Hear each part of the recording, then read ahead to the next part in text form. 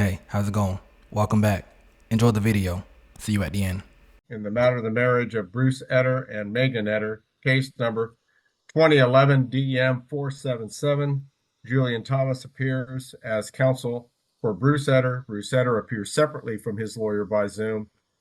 Megan Etter appears on this meeting on her separate Zoom, along with the minor daughter, who's essentially his status is in controversy at this time. This matter comes before the court apparently for further proceedings in regards to a motion filed by Bruce Etter through his lawyer seeking modification of current custody orders. Ms. Thomas, if you'll summarize where we are on this. Yes, Your Honor. First, we would ask that the court consider removing the minor child from the hearing so that the parents can keep the parental conflict between the parents without putting the minor child in the middle of that. All right, why is the daughter on this meeting? She would like to speak on her behalf as well, Your Honor. All right, I'll take that under advisement. I'm going to ask the minor daughter to leave the room at this time. Yes, sir. All right, Ms. Thomas. Your Honor, in 2019, Mom needed to relocate to Texas, and Dad agreed that she could do that with some parenting orders in place. That situation has not gone well, and most of his parenting time has been withheld. He has not had money to have an attorney to help him resolve that. In March of 2024, Mom returned to Kansas, moving into her mother's home. We believe, based upon the communication with Jenna, the adult 21-year-old daughter of the parties, that the reason Mom did that was because she and her new husband had separated, filed for divorce, things like this were going on. And so Mom had relocated back to Kansas with Mercedes. We found this out in March when Mom had been back for a week or two from the oldest daughter, who called Dad and said, "Hey, Mom and my little sister have moved back. You should be able to see my sister more easily." About the same time, Mom called Dad and said, "Hey, I've moved back. I've enrolled our daughter in school, but I can't afford the school supplies." So Dad went and picked the daughter, Mercedes, up, took her shopping for school supplies, and daughter then commenced school in Douglas, Kansas, because Mom had moved here and enrolled her. Dad came to see me the end of June saying, "Hey, I would like shared custody of my daughter." And so I prepared those documents, filed them on July 3rd, and had Mom served. Between March, when Mom moved back, and July 3rd, when we filed the motion, Mom was very disruptive to visitation. Dad would call and ask. Mom would say no, couldn't understand why. So Dad had a total of 21 visits between March and July, although he had asked for many more, and Mom had consistently refused. After we served Mom contacted Dad and said, "Hey, I need to take the minor child to Texas because we've got a couple of doctor's appointments. We've got doctors there. We'll be back." Dad said, "No problem." As we were approaching hearing today, I contacted Mom and said, "Look, we probably need to mediate before the court is going to do anything. Can we agree to mediation? And once that's done, if we don't have an agreement, can we agree we'll just set it for pretrial conference to move the ball forward?" She said, "Well, I don't know what you're going to do about it because I moved back to Texas." I called Dad and said, "Has something happened in the case where you've agreed that Mom can move back to Texas?" He said, "Absolutely not. She told me she was going to a doctor's appointment." At that point, I asked Dad to contact Douglas High School and find out if the child had been enrolled in Douglas High School for the school year 2024-2025, and she has. So it is our position that Mom had no intention of moving back to Texas. In fact, she had moved here and enrolled the child for her, what is her school grade next year, please? For her next year to be a sophomore, to enroll her for that next high school year. But when she got the motion for shared custody, the checkmate on the case was, "Well, now I've relocated back to Texas." That caused me to ask to reinstate this hearing. And so what we are asking for today, Judge, is we did not receive any written notice of intent to move. It was only today when Mom told me did we know that she had purported to have moved back to Texas already. We would ask for an order that the child will attend the Douglas school in the fall. If mom wants to stay in her mother's house or wherever she wants to in or around Douglas, then I understand I probably can't get shared custody on a stand-up motion. If mom wants to reside in Texas, then the child should stay where she's already enrolled and she can move in with dad right away. The rest of it, as far as our motion for shared residence and for the child support, mom and I are working to exchange income information and resolve that. And we have an agreement that we will go to mediation. But the reason we're here today is because, absent an order from Your Honor, she is moving back to Texas, disrupting the enrollment that she has in Douglas for her upcoming school year. And through that, we believe trying to win the custody fight without Your Honor hearing any evidence about best interest of the child. But the current court order, Ms. Thomas, contemplates that the child will live in Texas with the mother, doesn't it? It does in 2019, but I believe that that court order becomes basically nullified when mom relocates to Kansas and dad acquiesces to that. I don't think she then can move back to Texas without any notice to dad that she's doing that, especially when it comes just days after a motion to change custody based on her independent decision that dad had nothing to do with, to move the child to Douglas and enroll her for both freshman and sophomore years there. I think once she voluntarily moves back to Kansas, we are not required to let her forevermore, without notice, disrupt where the child is enrolled and return to Texas. Very well. Megan? Yes, sir. Explain yourself. What's going on with you that you have this instability in your residential situation? Your Honor, I have never relocated up here. I came up here for visitation in March. My mother became ill and I extended my stay. My daughter needed to be in school regardless of where we were at. So yes, I enrolled her here for the last bit of her sophomore year. I have never changed my address to move here. I do not say I live here. My home is in Texas, has been. I went back to Texas in July. I came back for court. Was this daughter enrolled for the upcoming school year in the Douglas schools? They sent me a schedule for her, but I did not enroll her in the school. She is currently enrolled in Texas, where we reside. So you didn't do anything affirmative to inform the school that there was an intent to return? I have not been able to get into the school parking lot. They have had it closed off. There was no vehicles there. I intended to go there today, and I actually went up to the courthouse to talk to your county clerk earlier to see if I could even get a lawyer myself because I don't have any income.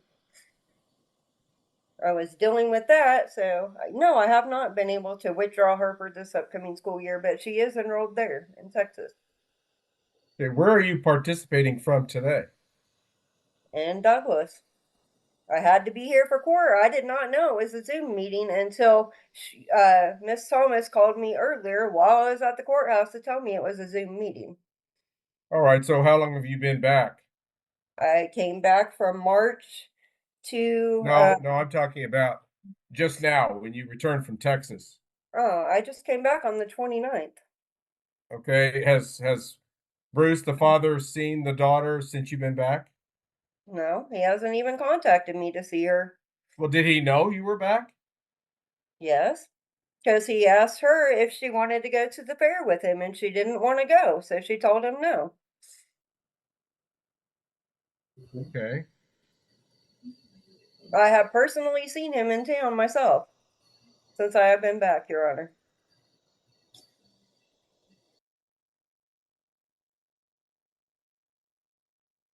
All right, Ms. Thomas, do you have any reply that you wish to make to Megan's statements to the court? Yes, Your Honor. I'm hearing from my client that he has reached out at least 3 times trying to get visitation access since he found out they were back on the 29th, and he has not been able to do that. Regarding everyone's intent about where they live, the 21-year-old daughter will testify that mom told her that she moved back in March.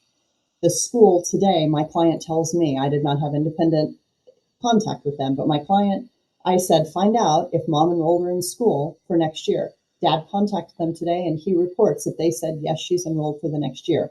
I have never heard of a school and that they had the paperwork, but they had not yet had time to enter it into the computer, which tells me that mom filled something out. I'll need to contact them to get a copy of that because I just found this out when he came for hearing.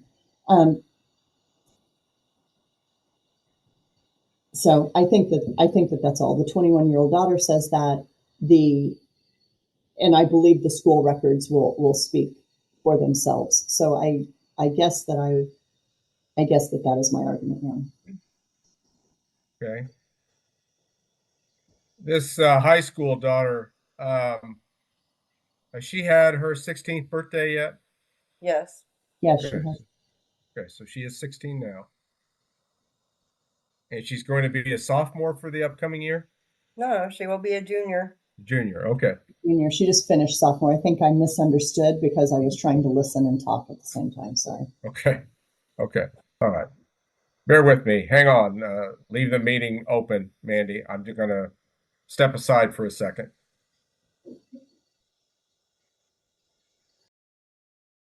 All right. Thank you for your patience. I now have KSA 233222 before me. Change in child's residence.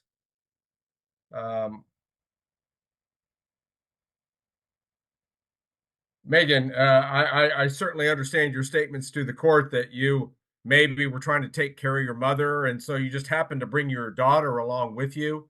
I don't know if there was a custodial alternative down in Texas where she could have maintained school, either with a stepfather or family down there or whatever, but obviously you didn't choose that.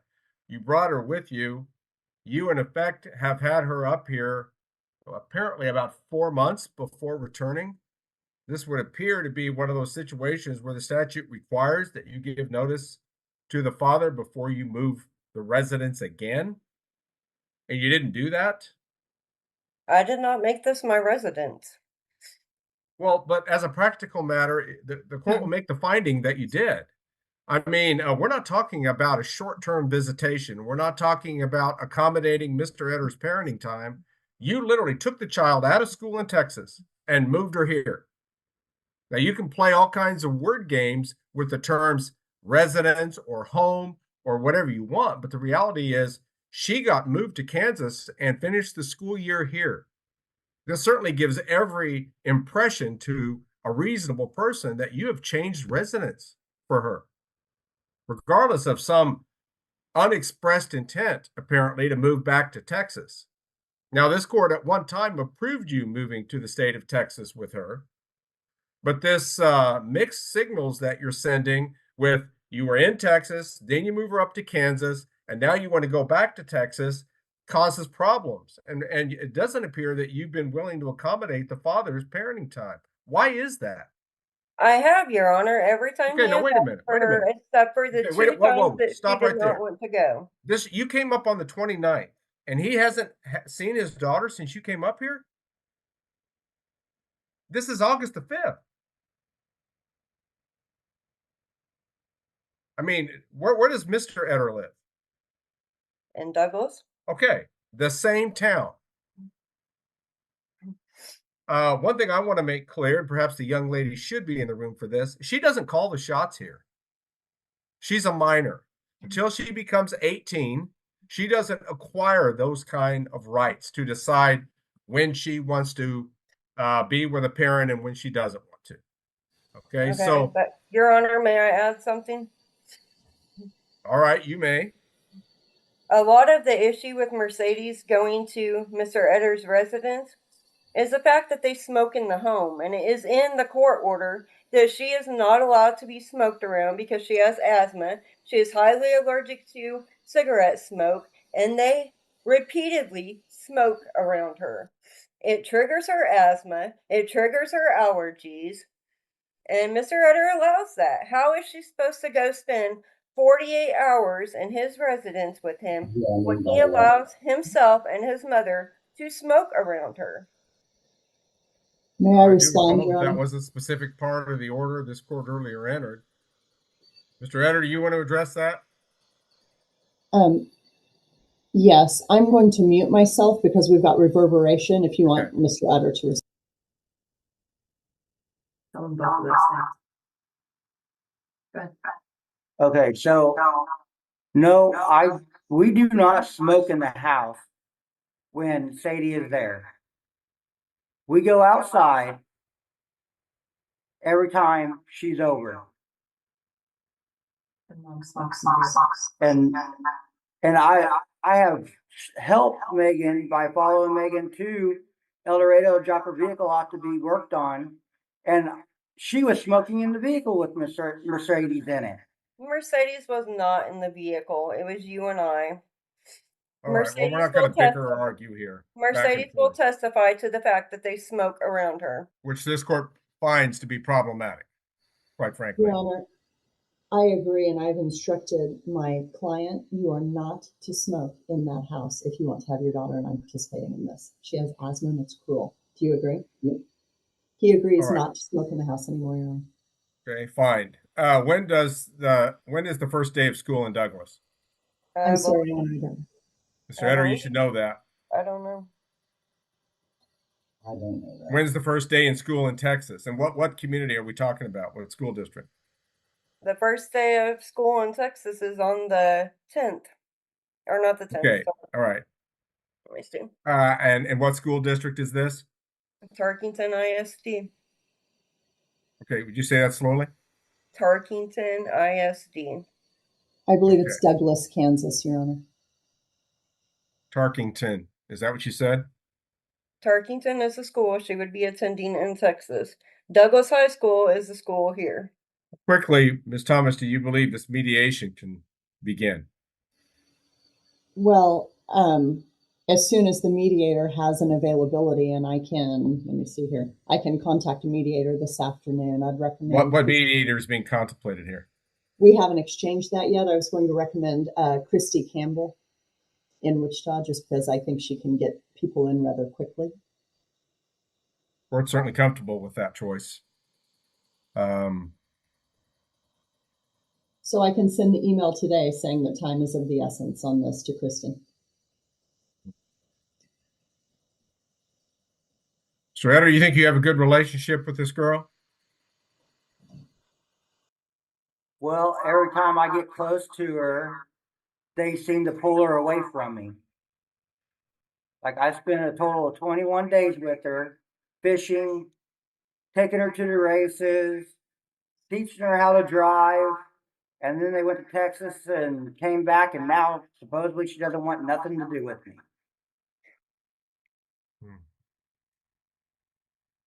All right. Megan, Yes, there sir. are consequences and implications by the actions that you take. Quite frankly, if you hadn't come up to Kansas, put her in school late last year, and they even stayed a good part of this summer, we wouldn't be here. We wouldn't be having this particular discussion. But in light of the fact that you established at least temporary residency for her here in Kansas, this court is of the opinion that the temporary relief should be granted. If you want to go back to Texas, you can, but the daughter stays here. And unfortunately, this court is not going to get the case in a manner in which I can decide it prior to the beginning of a school year. So, quite frankly, the status quo for her is to be in the Douglas schools, not in Texas schools. And so I'm going to preserve the existing status quo of her enrolling and starting the school year in the Douglas school. So it begs the question, Megan, are you going to stay or are you going to go?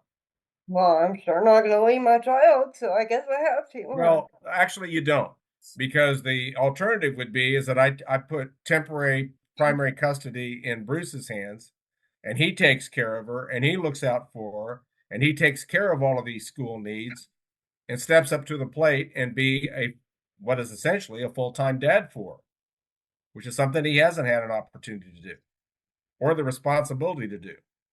So there is an alternative. And I trust, Bruce, that you can accommodate that. Is that right?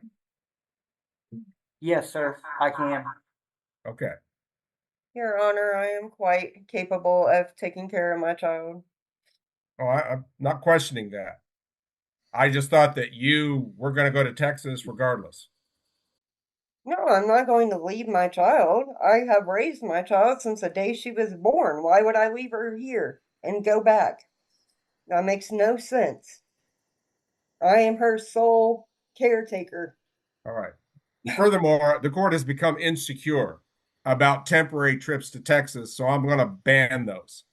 At this point, this child is not to leave the state of Kansas for any reason unless both parents sign off on a consent document in advance. Bruce, that's going to apply to you too.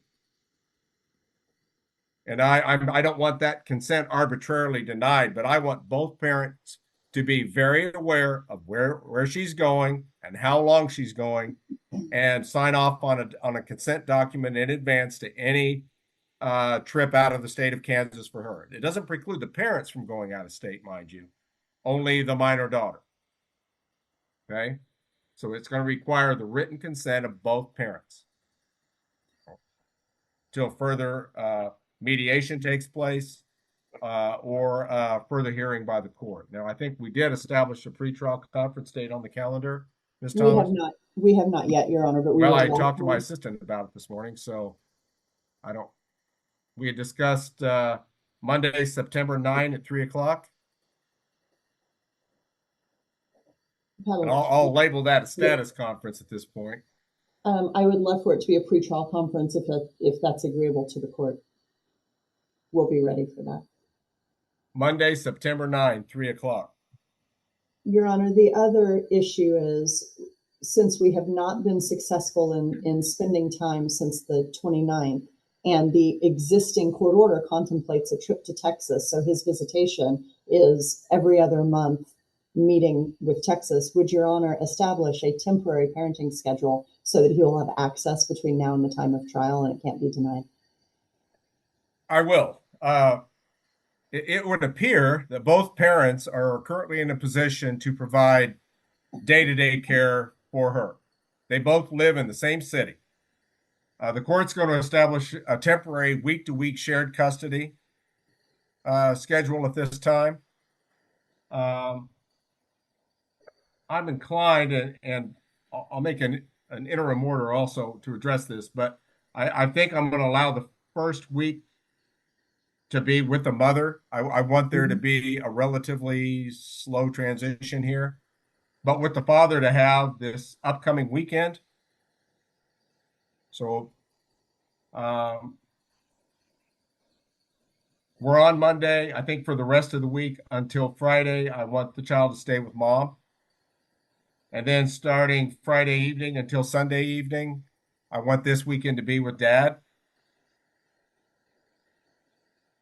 And then he can finish out the remainder of a 7-day period and exchange again on Friday. And that schedule, Friday evening exchanges for 7-day periods, will go on until further order of the court. It appears Mr. Etter is in just as good a position to get her to school and take care of her school needs as the mother. The mother can go back to Texas during her off weeks if that's what she wants to do. I'm not going to hold that against her. Or she can stay in Kansas. That's up to her. But the child stays here and has a regular and consistent start of the year in the Douglas schools. What time is exchange on Fridays and Sundays? Well, we're going to have the same time. So is there a work schedule that we have to contemplate here? Does Bruce Etter have a suggestion? Friday evening is generally when we do this. Friday evenings at 6 p.m. would be workable with all schedules, if that's agreeable. That's fine. Okay. So I want to make sure Friday at 6. I want to make sure I understand. The child stays with mom until Friday, August 9th at 6, at which point we start week to week with every exchange happening Fridays at 6. Is that correct? Correct. Okay. Thank you, Judge. The other thing we need to cover is where we're going to exchange at. I don't know what the relationship is between mother and father right now. I don't want to have contention at anyone's home. So my current order would be maybe a convenience store in Douglas? There's a Family Dollar right next to where I live at where we can meet in the parking lot if Mr. Eder is acceptable with that. We have done that numerous times since we have been Okay, here. the Family Dollar, Mr. Eder? That's fine, Your Honor. Okay. That will be the exchange point for all exchanges. I would just ask the mother to make this as smooth as possible for the daughter. I mean, this is her dad. My only And if he didn't concern care is about her, he wouldn't be here. them smoking around my child. Mr. Eder, if she's an asthmatic, smoking around her could be very harmful to her health. And I hope you and your mother recognize that and will take appropriate steps to avoid exposing her to that secondhand smoke. I do consider that a serious issue. One moment, Your Honor, if I may consult for 1 second, because I think we have an agreement. may. Thank you. Your Honor, we agree that no one will smoke inside Mr. Utter's house or vehicle. And when he goes outside to smoke, Mercedes will follow him, and she should be instructed by both mother and father not to do that. He will go outside, grandma will go outside. Yeah. If she follows her parent outside and exposes herself in an outdoor area, I don't know how you're going to stop that. I wouldn't think she would do that if she's if that smoke is harmful to her. I personally don't have that problem because I can just tell her I'm smoking over here, go over there, and she will literally go away from you. Yeah, that would seem to take care of it. I mean, she is 16. She should understand that. Yes, We'll tell her the same thing, Your Honor. All right. Thomas, you're going to need to promptly draft an order stemming from today's proceedings, setting forth the rulings and orders that the court has made here today, including the next court date, which will be done by Zoom.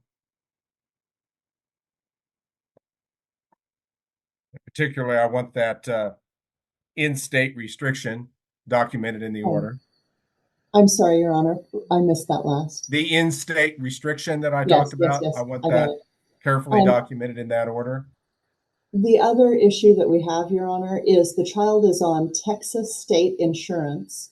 Dad had contacted mom trying to put her on his private pay insurance through his work. Mom had refused to allow that. She is not going to qualify for Texas state insurance, and we have reasonably priced health insurance available for her. So could we please, even without an agreement, have an order that we're allowed to insure her?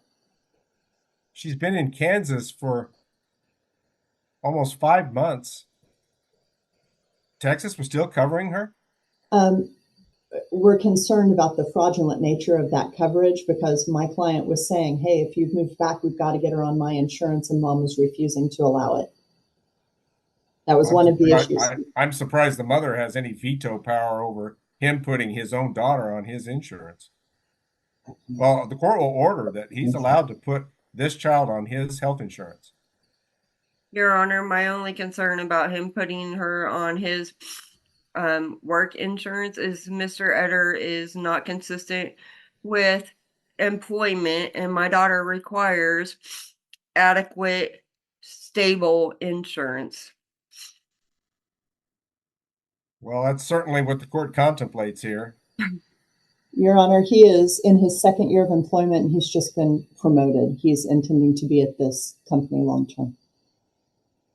All right. Perhaps it would be better if this court, rather than say that I'll allow it, I'm going to order it. Thank you, Judge. I'm going to order that she be put on his insurance. You need to immediately inform the mother if you lose that insurance for any reason, Mr. Eder. We will, Your Honor.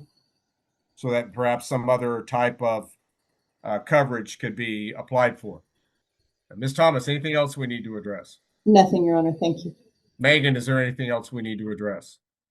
No. All right, very well then. We've got another hearing date set. We're going to review the case September the 9th. At the time that was earlier established by the court, which I think was 3 p.m. And I just expect the parties to work together for the best interest of this daughter. And certainly the court's orders contemplate her current best interest. Let's all work toward that. If there's nothing further at this time, then the Eder matter will currently be in recess. Hey, thanks for watching. Don't forget to like, share, and comment your thoughts below. I want to hear what you think about this. As always, subscribe, subscribe, subscribe. Peace.